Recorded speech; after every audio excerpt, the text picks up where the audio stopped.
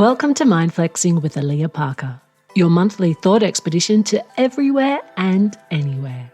Strap on your boots or put your feet up. Take a deep breath and let's get flexing.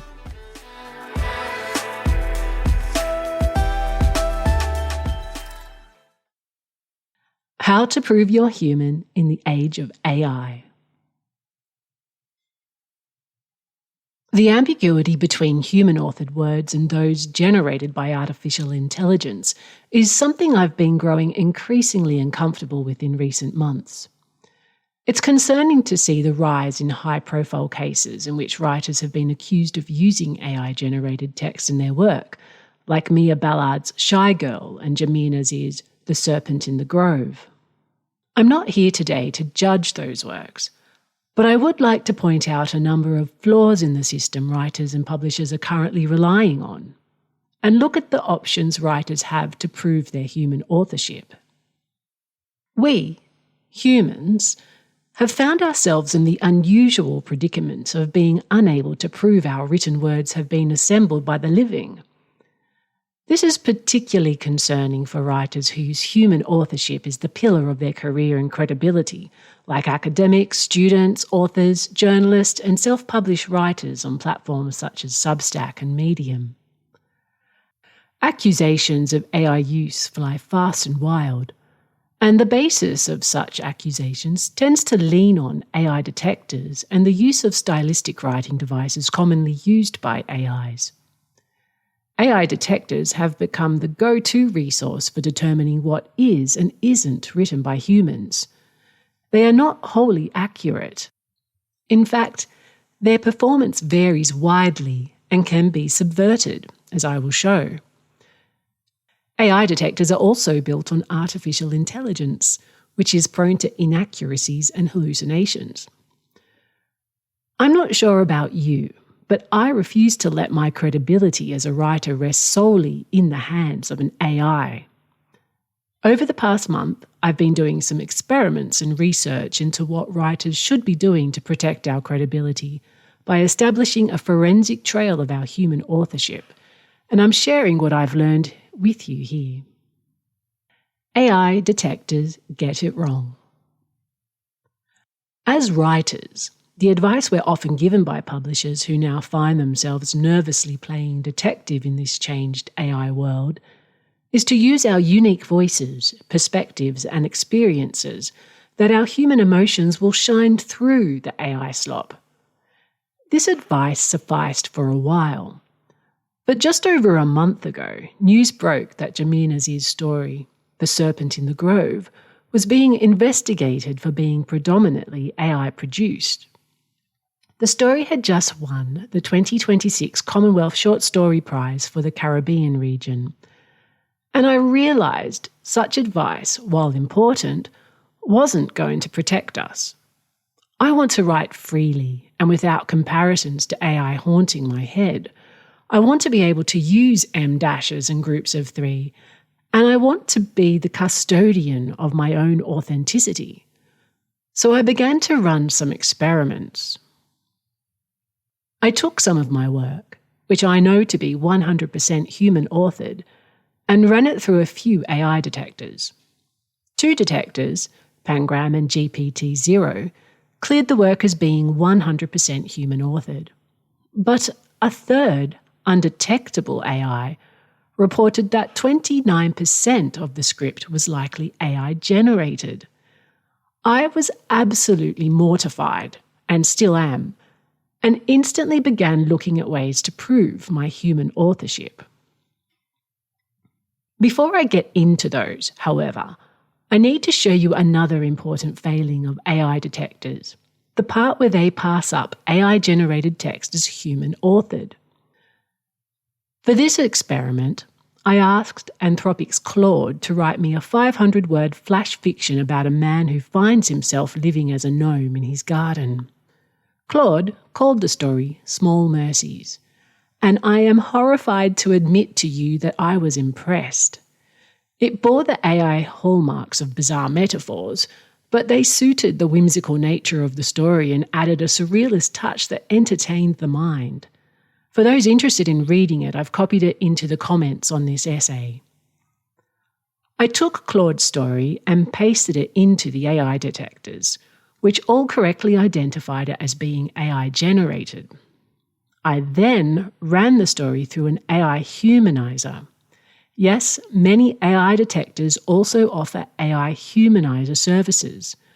I used ZeroGPT, not to be confused with GPT-0, which reworked the piece into a mediocre version of the original, although not altogether terrible. Apparently, mediocrity is a hallmark of human-authored words. I took this mediocre version and ran it through Pangram, often cited as one of the most reliable AI detectors. Pangram falsely cleared the work as 98% human-authored, with a 2% chance of AI use. That 2% came down to the last 7 words of the story, which were, "They sat together until the light changed." I do not envy the publishers who must make decisions in such circumstances. So we see that human work, particularly if it is well written, can be incorrectly classified as AI, and AI-generated text, once humanised, cleared as human. How to prove human-authored work. I've spent a few weeks researching the options writers have should we ever need to defend our credibility, and while there is no one-size-fits-all solution, there are some practical steps we should be taking. Provenance, the ability to prove the origin of your work, is a fast-moving space in the age of AI, and I believe it's inevitable that some of the methods of proving provenance will become standard in the publishing industry in the not-too-distant future. Much of what we write takes time, and our final works may not see the light of day for months or years. So it is critical you begin to track the provenance of your work now so that it holds its credibility in the years to come. Let's start with the easiest methods, some of which you're likely already doing, then move into the provenance technology currently in development. Timestamps and version history. AI dumps information onto a page at speeds humans cannot. It can produce a short work in seconds, a novel in minutes. Humans think about things, compose words over days, weeks, months, or years. Some of the easiest tools at our disposal to demonstrate this human authorship process are the word processors many of us use already, like Microsoft Word, Google Docs, and Scrivener. Each works a little differently, so it's important that you understand how your word processor tracks your work. For instance, Microsoft Word automatically creates time-stamped version histories of your document, but only if you save your document to OneDrive. If you're saving your documents to your hard drive, you're missing out on this cloud feature. If you don't already, you can download a desktop version of OneDrive that appears in your File Explorer like any other drive on your computer, and that makes the process of saving your Word documents to the cloud seamless. Google Docs, which is a cloud-based service, also automatically keeps time-stamped version histories of your documents in progress. If you don't have access to those two methods, a simple way to replicate time-stamped version histories is to email your document to yourself as you progress and file it in a specific folder for easy access. This forensic record of your writing is an important component in proving human authorship should you ever be required. But as sole evidence, it has some weaknesses. It doesn't show if segments of text were copied and pasted from elsewhere, for instance, from an AI. So, a few other things are needed to round out your evidence. Before I jump to those, let's take a quick look at some other things you may already be doing that help your cause. Research, notes, journals, and scrapbooks. If you're like me, you probably have a research file longer than the actual story you're working on.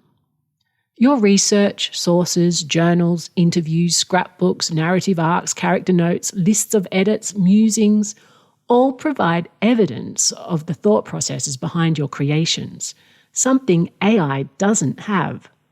Once again, a behavioural change you'll want to make in this AI age is to ensure you keep and timestamp all that information in your word processor or notes tool, like Microsoft's OneNote. If it's a physical journal or scrapbook, take regular photos of new entries and email them to yourself to establish a timestamped record. This may seem over the top, but it will provide certainty that the work isn't a forgery produced after the fact. As a bonus, it would also serve you well should you ever leave your journal on a bus. Provenance technologies. With version history and timestamps, you will now have proof that you spent time crafting your words as well as evidence of the thought processes that inspired them. Together, these stand you in good stead in proving the text hasn't been dumped on a page by AI. But as I previously mentioned, neither of these show whether any segments were copied and pasted from AI. This is where things get a little technical. The good news is, the provenance technology to show what has been copied and pasted, along with edit history and human typing patterns, exists. The bad news is, it's not mainstream and currently limited to third-party extensions in Google Docs. Access to the provenance information resides in that third-party platform rather than within the file itself, which should be the ultimate aim. That said, this is a fast-moving space. There are provenance projects in development all over GitHub, and last month, Microsoft launched its own Project Provenance. Granted, most of the focus has been on image and video provenance as a means of combating social media misinformation, and there is a lag where written words are concerned. So writers and publishers need to speak up and let tech developers know that we want our word processors to be able to embed provenance information into the file's metadata at the point of creation. We want to be able to prove our own authorship, not leave it to be determined by third parties and AI. Before I go into the future of document provenance, let's take a look at what is currently available in Google Docs. There are a number of third-party extensions available in Docs that track keystroke activity. The most popular is Draftback, which until recently was free, but due to a rise in demand now has an annual fee. There's another called Revision History, and the AI detector GPT-0 also offers an extension. I tested Draftback to write this essay in Google Docs and found it simple to use. Once the extension is enabled, it tracks every key struck, every backspace or delete, and each copy and paste. You can render a report that demonstrates the human patterns of typing and editing, and this report will highlight any text that was copied and pasted. Large swaths of copy and paste would be a red flag. Draftback is meant to avoid flagging text that has been copied from within the document itself and pasted elsewhere, but it admits it misses some of these from time to time. I experienced this when I moved a few sentences higher into the piece. Those words lost their human-authored tag in the final report and were instead flagged as copied. Fortunately, Draftback and other such extensions allow you to watch a reenactment of the document being drafted, similar to a video, which allows you to see those words being typed, then moved. A viewer can skip to the area that has been flagged and see with their own eyes how those words got onto the page. A major shortcoming with Draftback is that you can't easily share the report with someone. The viewer needs to be granted access to your file in Google Docs, and they will also need to have the same extension enabled to view it. So the technology isn't exactly where we want it just yet. Another shortcoming with keystroke tracking in general is that it can't prove honesty. For example, it wouldn't know if someone transcribed an AI-generated text in a manner which mimicked a human. And by that I mean stopping and pausing and changing our mind about things a lot. This is where your version history, research, and notes come back to support you. All three combined provide a strong body of evidence of human authorship. It is highly unlikely somebody would generate an AI text in minutes, then spend a year collecting research to support it while they transcribe it slowly with mistakes and edits and revisions. While on the topic of keystroke trackers, you may have come across Grammarly's authorship plugin for Microsoft Word, as I did. Unfortunately, I tested this one and it's fairly useless in its present form. While it works similarly to DraftBack, it only tracks a live session and your session will time out if you leave it for more than 10 minutes. Session data isn't collated and you can't download a report on that session. So you essentially lose your tracking data the moment you go to eat lunch. I believe it's only a matter of time before Microsoft introduces its own solution, which brings us to the future of human-authored provenance. C2PA and provenance technology. Provenance technology has some very large backers, including Microsoft, Google, Meta, Adobe, Amazon, OpenAI, the BBC, and Sony, among others. This group has formed what's called the Coalition for Content Provenance and Authenticity, the acronym for which is C2PA. They've created a certification called Content Credentials. Content Credentials is already in use to certify the provenance of photos and videos circulating online by incorporating a tamper-proof history of the file into the file's metadata.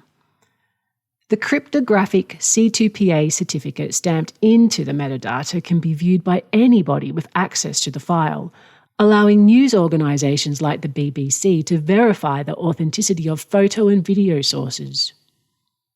If the file has been edited in any way, the changes will show up in the metadata.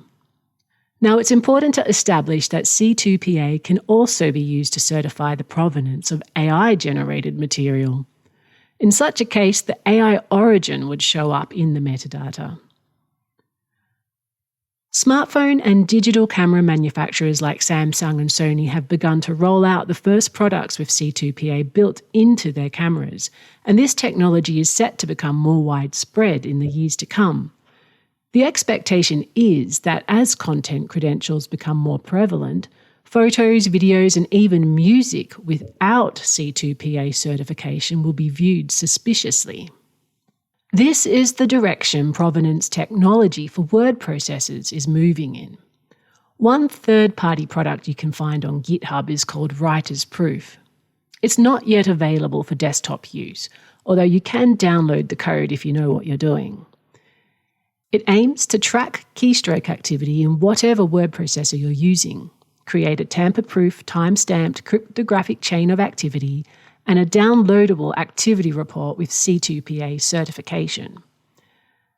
As I said, this is a fast-moving space and new solutions are popping up all over the place, so I want to insert a little word of caution.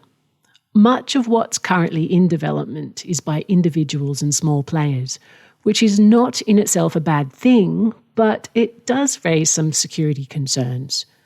Please do your due diligence before downloading any software that can track the keystroke activity of your computer. For most people, you're going to want to wait until a mainstream provenance tool hits the market. Human identity verification. There's one last thing I want to cover. You may have seen the Authors Guild recently launched a verified human authorship certification that writers can use to verify their identity and declare, using honesty, that their work is AI-free.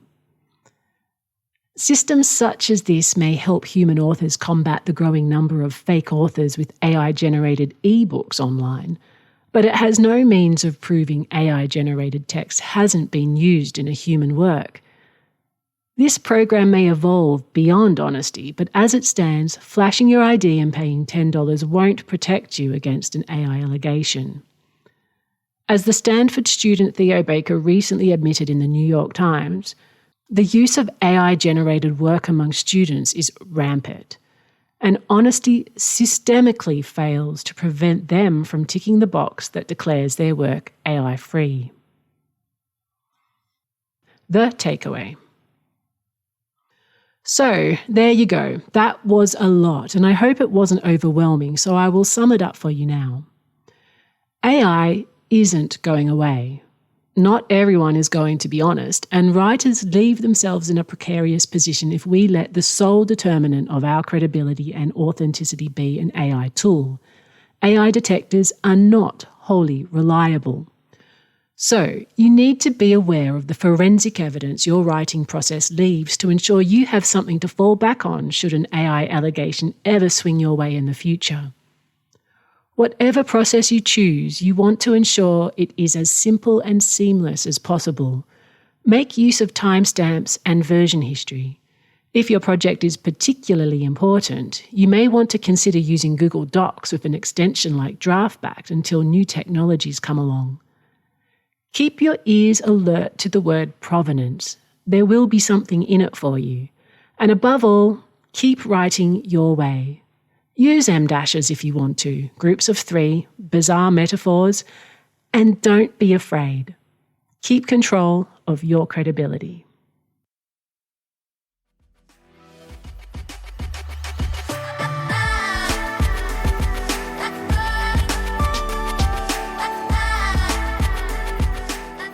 Thank you for mind flexing with me. My name's Alia Parker. If you enjoyed this soundbite, please join the conversation on my page at mindflexing.com.au, which you can also find on Substack. For more of my work, click follow now on your favourite podcast app. I'll be back next month. Until then, keep flexing.